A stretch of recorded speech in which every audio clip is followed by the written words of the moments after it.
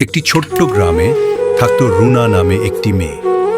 বয়স মাত্র 7, কিন্তু তার মন ছিল অনেক বড়। প্রতিদিন সকালে সে স্কুলে যেত একটি পুরনো ছাতা নিয়ে। ছাতাটা ছিল তার দাদুর দেওয়া উপহার। এখন একটু ছেঁড়া হয়ে গেছে, তবুও সেটা রুনার সবচেয়ে প্রিয় জিনিস। একদিন হঠাৎ আকাশ কালো হয়ে এলো। স্কুল ছুটির পর রুনা দেখল চারদিকে মুষলধারে বৃষ্টি। সবাই দৌড়ে বাসায় ফিরছে। হঠাৎ রাস্তায় এসে দেখতে পেল এক ছোট্ট ছেলে ভিজে কাঁদছে। তার কোনো ছাতা নেই।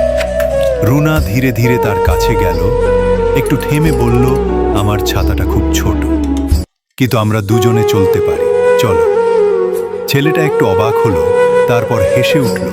দুজনে একসাথে ছাতার নিচে হাঁটতে লাগলো।